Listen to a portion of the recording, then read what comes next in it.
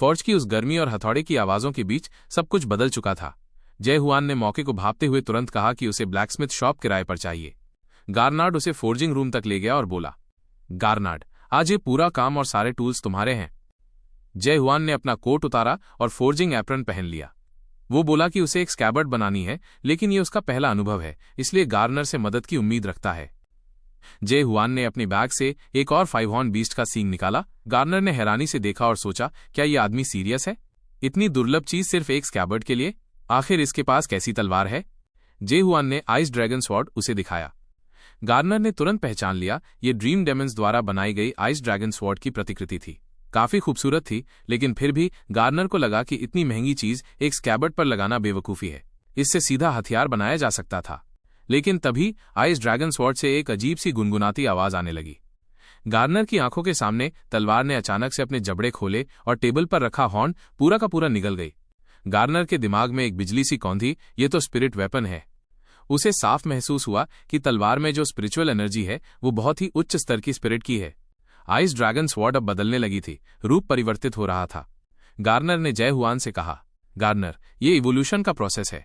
जब ये पूरी तरह इवॉल्व हो जाएगी, तुम्हें इसे एक नया नाम देना पड़ेगा। लेकिन अब एक बड़ी समस्या थी, स्कैबर्ड बनाने का मटेरियल खत्म हो चुका था। जय हुआन ने शांत होकर जवाब दिया, जय हुआन, कोई बात नहीं, मेरे पास एक और है।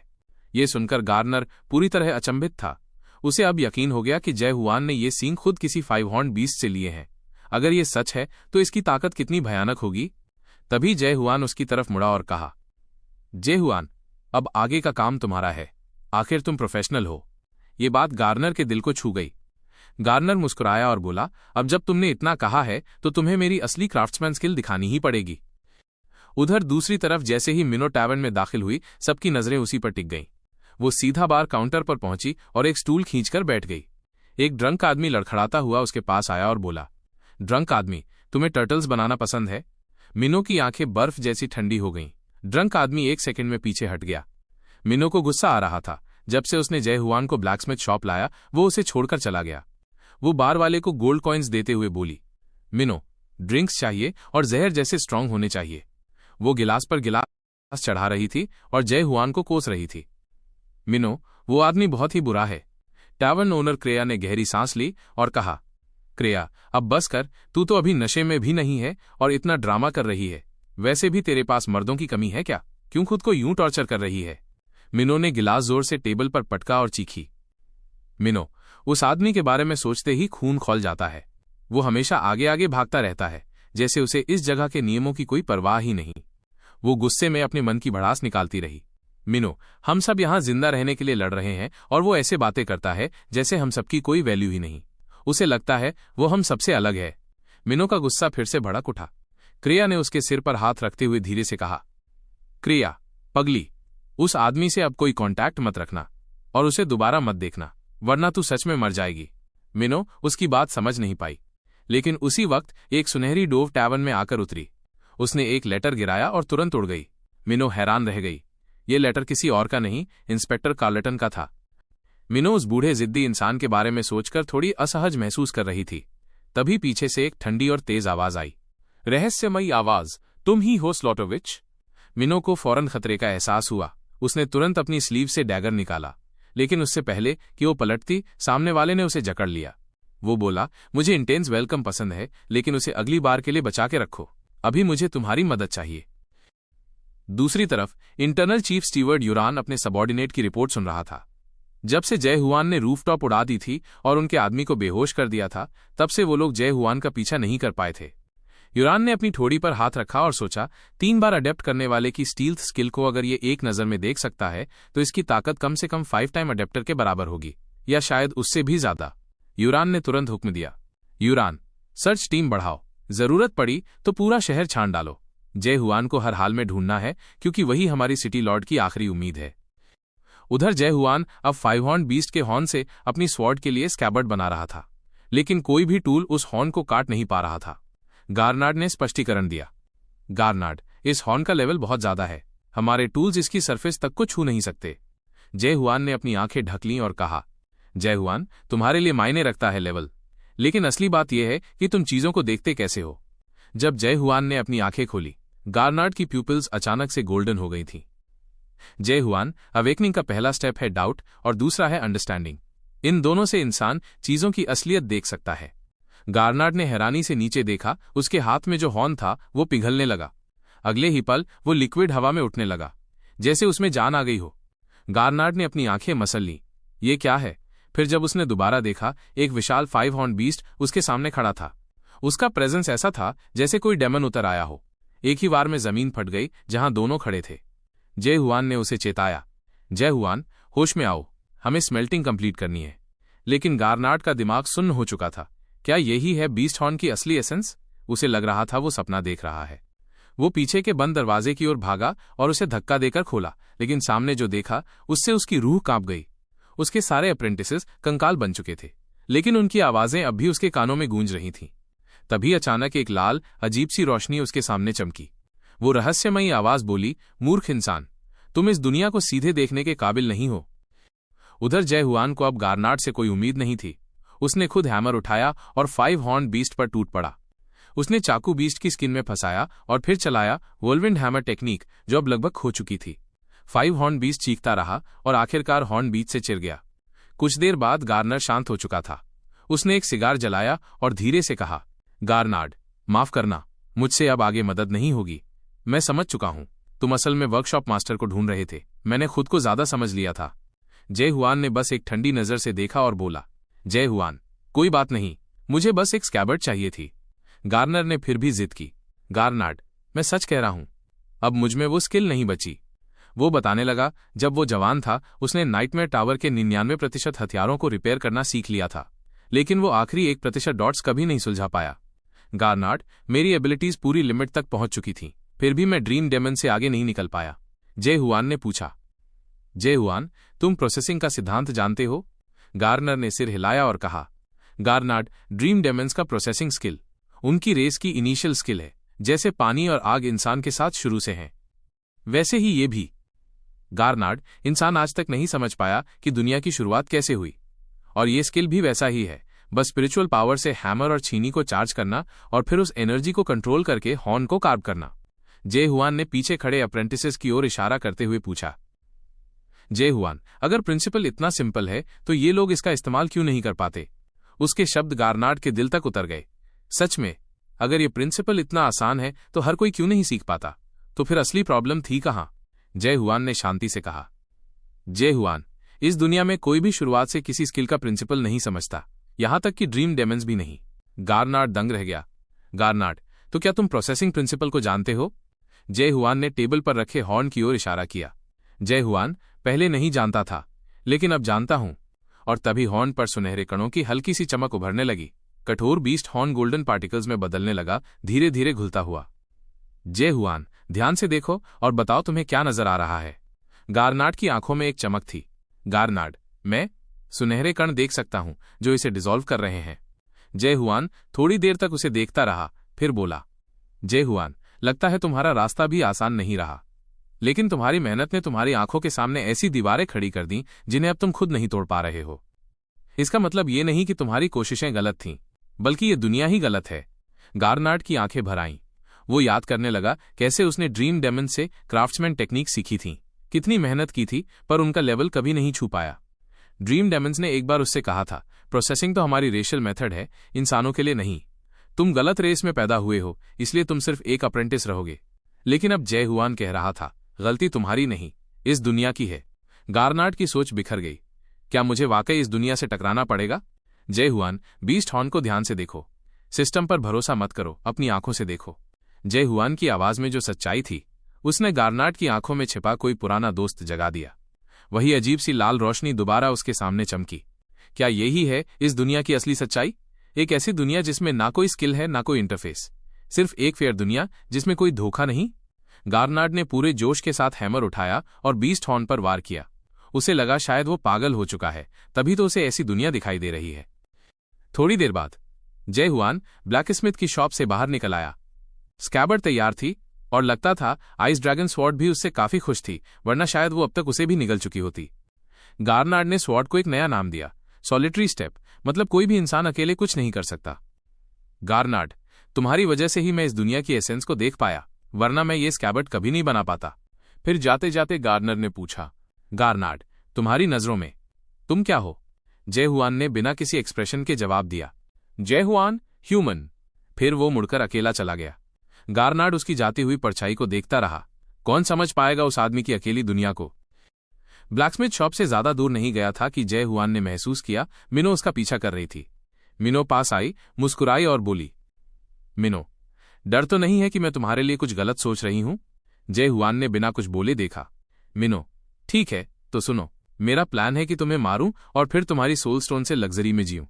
मिनो की ये बात सुनकर जय हुआन हल्का सा हंसा। मिनो को उसका ये बोरिंग अनरोमांटिक रिएक्शन पसंद नहीं आया। उसने हाथ में पकड़ा एक पैकेज जय हुआन की तरफ फेंक दिया। मिनो, ये तुम्हारे लिए नए कपड़े हैं, उस दिन के लिए माफी समझ लो। फिर उसने पूछा, मिनो, अब तुम आगे क्या करने वाले हो? क्योंकि इस बार तो तुम ड्रीम डेमन से मिले भी नहीं। जय हुआन ने जवाब दिया, जय हुआन, गार्नार्ड ने एक नया रास्ता बताया है। मुझे फैंटेसी ट्री के बारे में जानना है और एबिस तक पहुंचने के तरीके खोजने हैं। मिनो चौंकी। मिनो, तुम ये सब क्यों करना चाहते हो? मान लो तुम किसी तरह एबिस तक पहुंच भी गए, तो भी जितने स्ट्रांग लोग वहां से लौटे हैं। वो अपनी बात पूरी भी नहीं कर पाई कि जय हुआन ने उसकी बात बीच में काट दी। जय हुआन, मैं वापस नहीं आऊंगा। मैं इस दुनिया को खत्म करना चाहता हूं। मिनो अब चुप न रह सकी। मिनो, तुम्हें क्या हक है ऐसा करने का? सिर्फ इसलिए कि यहां के लोग उतने स्ट्रांग नहीं हैं जितने तुम हो? क्या तुम हमें इंसान भी नहीं मानते? जय हुआन की आंखों में कोई भाव नहीं था। वो बस उसे शांत निगाहों से देखता रहा, जैसे मिनो के सवालों से बिल्कुल भी असर नहीं हुआ। मिनो की वो भड़की हुई आवाज जय हुआन के दिल में चुभ गई, लेकिन उसकी आंखों में इस दुनिया में कोई जिंदा इंसान था ही नहीं। जय हुआन बस उसे सच्चाई नहीं बता पा रहा था। लेकिन तभी उसने गौर किया, मिनो को इस बार किसी ने धमकी दी थी। किसी के पास होस्टेज थे और उनका असली टारगेट था जय हुआन खुद। शायद ये उस रहस्यमयी इंसान से जुड़ा था जो स्ट्रीट कॉर्नर पर छिपा बैठा था। लेकिन जय हुआन इस गंदगी में पड़ना नहीं चाहता था। जय हुआन सोच रहा था, अवेकनिंग का पहला स्टेज इस दुनिया की असलियत दिखाता है। चाहे मैं इन लोगों को जितनी बार भी बचा लूं, ये सच्चाई नहीं बदलेगी कि ये लोग पहले ही मर चुके हैं। ये बस डेटा से बनी एक दुनिया है जहां लोग अपनी सोल बेच चुके हैं। वो कोई बहाना ढूंढ रहा था मिनो से अलग होने का, लेकिन जय हुआन की खामोशी मिनो के लिए अब बर्दाश्त से बाहर थी। मिनो गुस्से में बोली, यहीं पर रास्ते अलग करते हैं। मैं किसी ऐसे इंसान के साथ नहीं रह सकती जिसका मकसद ही इस दुनिया को खत्म करना हो। वो मुड़ी और बिना पीछे देखे वहां से चली गई। जय हुआन उसकी जाती हुई परछाई को देख रहा था और तभी कुछ हैरान करने वाला हुआ। मिनो अचानक इंसानी रूप में लौट चुकी थी। मिनो वापस टैवर्न पहुंची, लेकिन इस बार पूरा टैवर्न केओस में था। टैवर्न ओनर क्रिया जमीन पर दबाया जा चुका था। एक ब्रॉडस्वॉर्ड लिए आदमी एक एविल ग्रीन के साथ उसका इंतजार कर रहा था। वो आदमी कोई और नहीं, जिनवान वर्कशॉप का एल्डर जना था, वही जिसने मिनो को धमकी दी थी कि जय हुआन को वापस लेकर आए। मिनो को खाली हाथ देखकर जना का चेहरा गुस्से से भर गया। जना, लगता है इस बार ये बूढ़ी औरत सच में तेरी वजह से मरेगी, और अब जब तू अकेली यहां आई है तो क्या एक्सप्लेनेशन है हमारी डील के लिए? मिनो ने घृणा से उसकी ओर देखा और पूरे शरीर से डैगर समन कर लिए। मिनो, वो नहीं आएगा क्योंकि उसका मकसद है इस दुनिया को डिस्ट्रॉय करना। और बोलते ही मिनो ने अपने डैगर्स एक्टिवेट कर दिए। अटैक शुरू हो चुका था। जना जोर से हंसा और उसके पीछे जमीन में कई शैडोज घुस गईं। शैडो सीक्रेट आर्ट्स उसका स्किल। वो शैडोज इतनी तेज थीं कि मिनो को पीछे हटना पड़ा। मिनो ने एक शैडो को खत्म किया, लेकिन तभी जना ने अपनी ब्रॉड स्वॉर्ड से एक तेज क्रॉस अटैक किया। मिनो डॉज नहीं कर पाई और उसकी चेस्ट पर भारी वार पड़ा। वो गिर पड़ी, जमीन पर हांफती हुई। जना और उसके लोग हंसते हुए बोले, ठग बॉस, ये तो स्लॉटर विच नहीं लगती, शायद ये क्लोज डिस्ट्रॉयर विच है। जना ने ठंडी निगाहों से मिनो की ओर देखा। जना, अब किसी से दुआ मत मांगना। मैंने यहां बैरियर सेट किया है। अब चुपचाप उस आदमी को वापस लेकर आओ। मिनो ने गुस्से से उसकी ओर देखा और कहा, मिनो, ब्लैक फॉरेस्ट गैंग तुम्हें छोड़ेगी नहीं। जना ने क्रिया के बाल पकड़कर उसकी गर्दन पर अपनी स्वॉर्ड रख दी। जना, झूठ मत बोल। मुझे पता है कि इस शहर में ब्लैक फॉरेस्ट गैंग की कोई शाखा नहीं है, और अगर कभी उन्हें पता भी चला तब तक तू और ये बूढ़ी औरत मर चुके होंगे। अब मिनो के पास कोई चारा नहीं बचा था। उसने अपनी आखिरी किलिंग मूव रिलीज कर दी। आईसी एनर्जी से लिपटे हुए डैगर्स हवा में दहाड़ते हुए निकले, लेकिन जना ने अपनी ब्रॉड स्वॉर्ड घुमाकर सारे डैगर्स तोड़ डाले। मिनो घुटनों पर गिर गई और जना उसके करीब आता गया। उसी वक्त मिनो के दिल में एक फुसफुसाहट उठी। काश उस दिन मैंने उस आदमी के साथ जाने का फैसला लिया होता, शायद मैं भी इस दुनिया के अंत को देख पाती। जना की तलवार अब गिरने ही वाली थी। तभी एक तेज स्वॉर्ड लाइट हवा चीरती हुई आई। जना ने तुरंत अपनी स्वॉर्ड उठाकर ब्लॉक किया और पूरा टैवर्न स्मोक से भर गया। धुंधली रोशनी में एक सिलुएट आगे आया। जे हुआन ठंडी निगाहों के साथ अंदर दाखिल हुआ। मिनो ने जैसे ही उसकी शक्ल देखी, उसकी सांसें वापस लौट आईं। वो पूरी तरह सेफ महसूस कर रही थी।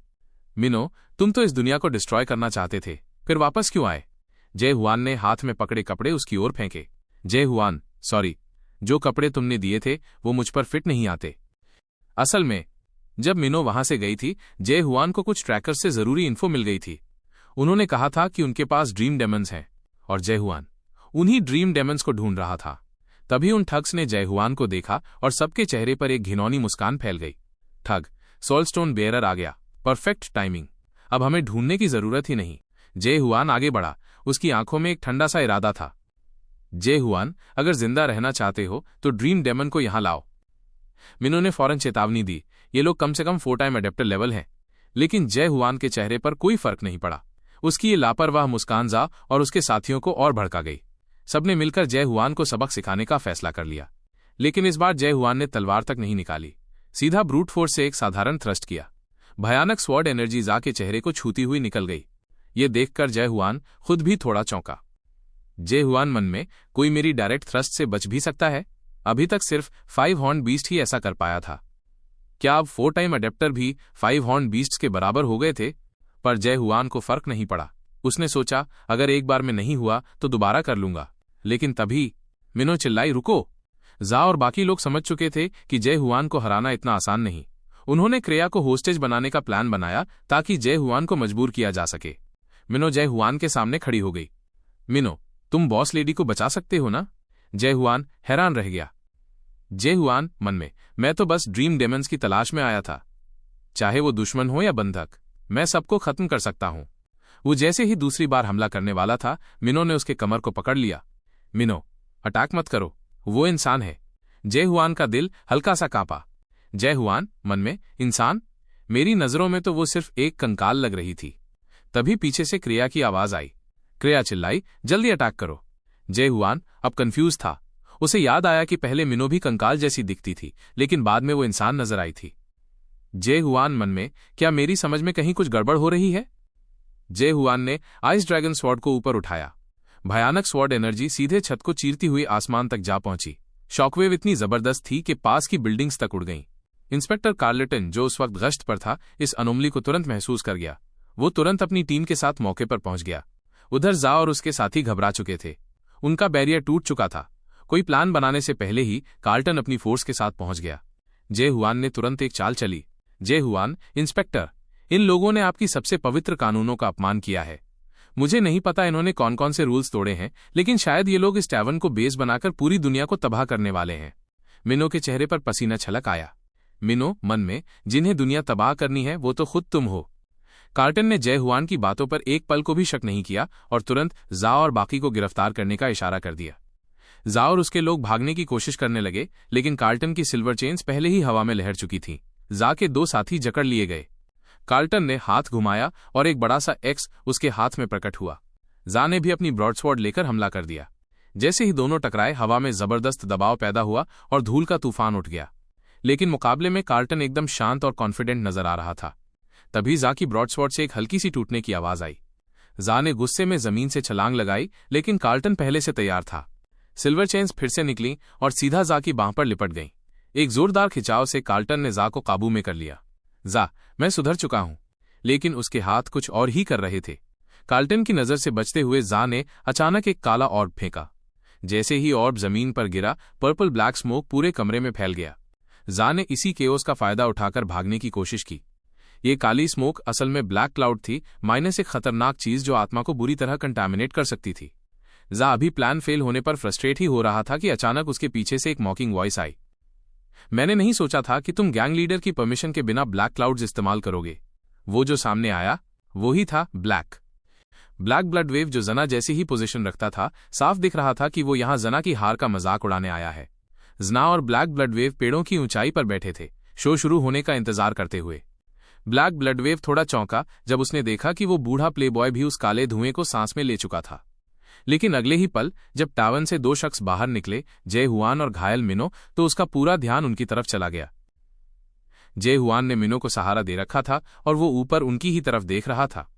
उसके हाथ में आइस ड्रैगन स्वॉर्ड था और वो तलवार एक अजीब सी आवाज में गूंज रही थी, ऐसी जो दिलों में खतरे का सिग्नल दे। अचानक एक तेज स्वॉर्ड बीम उड़ती हुई आई और सीधे उस बड़े पेड़ को काटती चली गई। ब्लैक ब्लडवेव चौंक गया। ब्लैक ब्लडवेव? ये कौन है? बकवास, तू मुझसे पूछ रहा है, लेकिन मैं किससे पूछूं?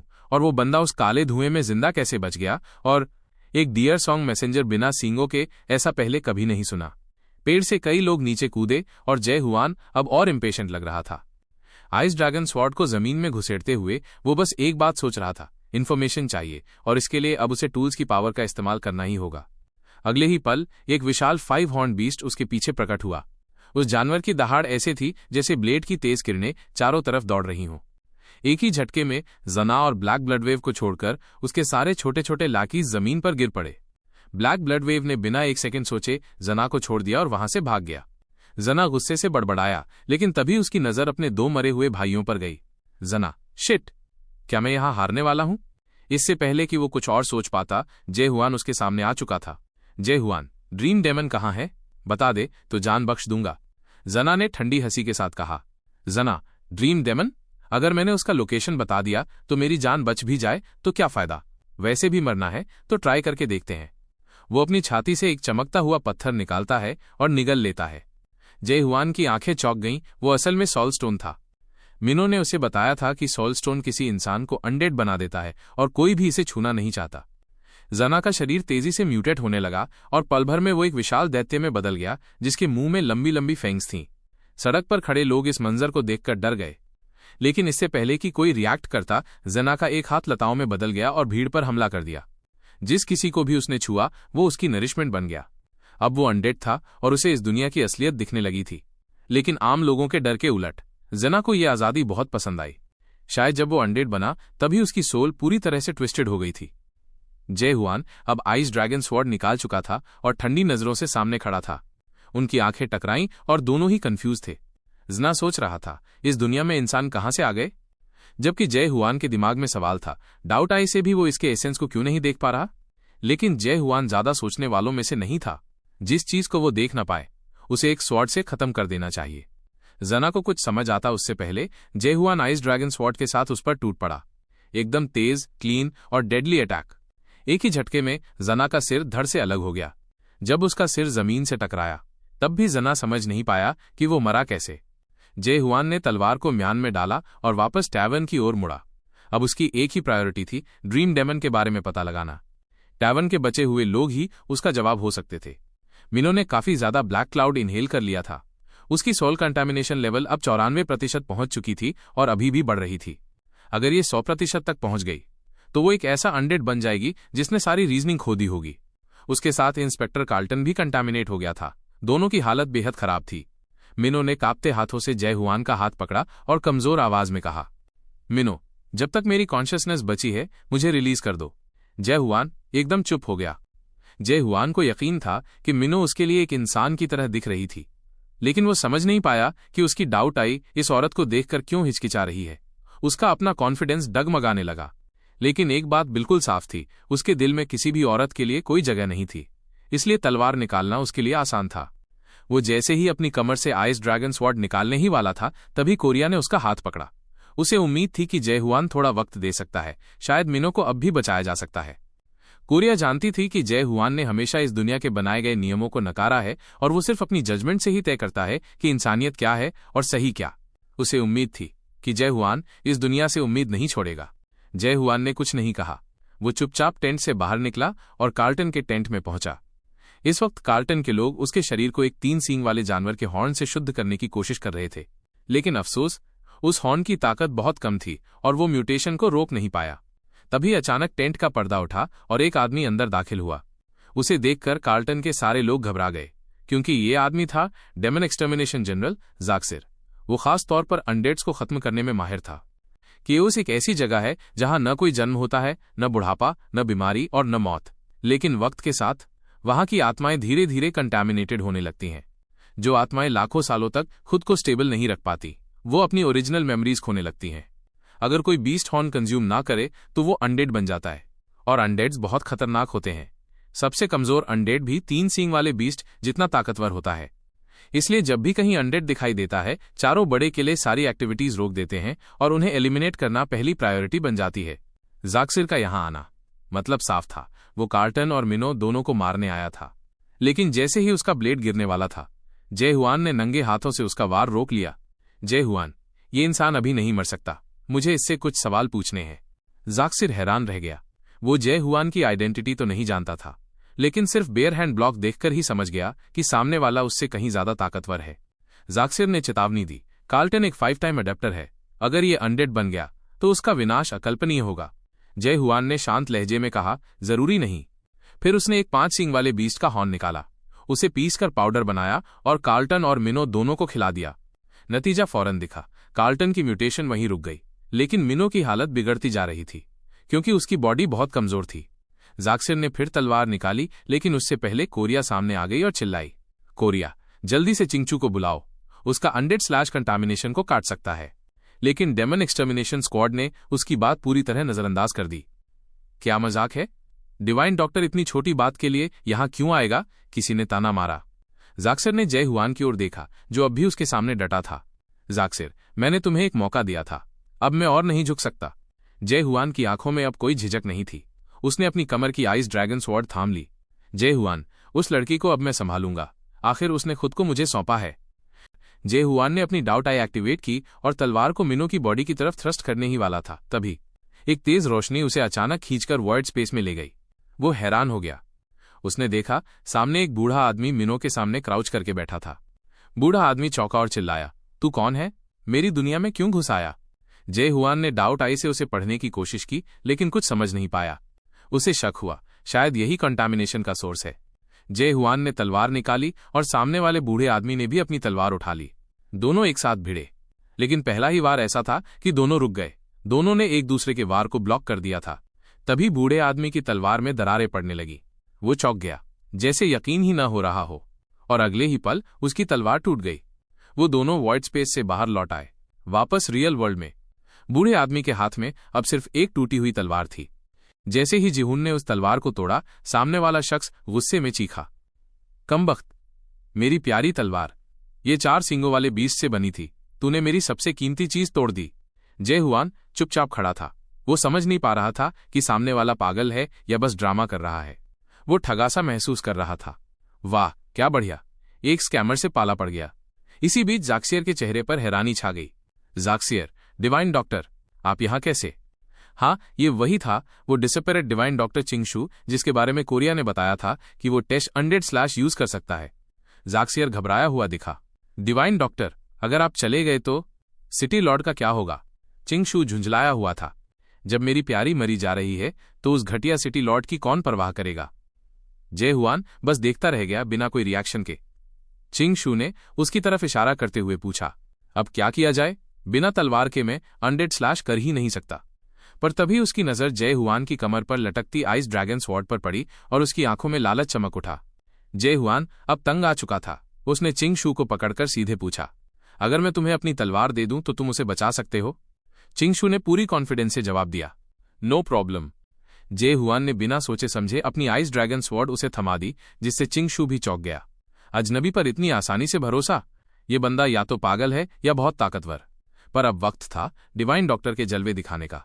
एक वॉरियर जो पेंट नहीं कर सकता, वो असली डॉक्टर नहीं होता। चिंगशू ने तलवार को उठाया और मरीज यानी मिनो की तस्वीर अपने वर्ल्ड में स्केच करना शुरू किया। जैसे ही वो ड्राइंग पूरी करने ही वाला था, उसकी आंखें घूम गईं और वो धड़ाम से जमीन पर गिर पड़ा। टर्न्स आउट सिटी लॉर्ड का लगातार इलाज करते हुए उसकी स्पिरिचुअल पावर खत्म हो गई थी। उसके वर्ल्ड की दीवारें भी अब टूटने लगी थीं। जमीन पर मिनो की अधूरी तस्वीर देख चिंगशू चिल्लाया, नहीं। जय हुआन ने जमीन से तलवार उठाई। चिंगशू घबरा गया, बेवकूफ, अभी तक मेरे वर्ल्ड में इंटीग्रेट भी नहीं हुआ और अनडेड इमिटेट करने चला है। जय हुआन की आंखों में डिटर्मिनेशन था। मुझे टेक्निक्स नहीं आती, पर फॉर्म कॉपी करना शायद काफी हो। चिंगशू ने रोकने की बहुत कोशिश की। रुक जा, ये कोई मजाक नहीं है। अनडेड स्लैश यूं ही कोई नहीं कर सकता। पर जय हुआन ने कोई ध्यान नहीं दिया। उसके चारों ओर गोल्डन पार्टिकल्स और लाइट स्ट्रीम्स घूमने लगे। तलवार की नोक से इंक टपक रहा था। ये पहली बार था जब वो किसी को बचाने के लिए तलवार उठा रहा था। मिनो की तस्वीर उसके दिमाग में साफ होती जा रही थी। उसने बिना रुके आइस ड्रैगन स्वॉर्ड से ड्राइंग शुरू की। जैसे ही उसने एक तिल पर डॉट मारा, तस्वीर पूरी हो गई मिनो की आवाज गूंजी। मिनो, थैंक यू। तुम्हें याद था मेरे चेहरे पर तिल है। मिनो का कंटामिनेशन लेवल घटने लगा। सभी हैरान रह गए। चिंगशू ने जय हुआन की तरफ देखा और पूछा, तू है कौन? Undead slash? नहीं, ये तो अनडेड स्टैब है। ज़ाक्सियर भी दंग रह गया। ज़ाक्सियर, डॉक्टर, आप कहना चाह रहे हैं कि इस बंदे ने अनडेड स्लैश जैसा कुछ किया? चिंगशू ने धीरे से सिर हिलाया। मुझे मानना पड़ेगा।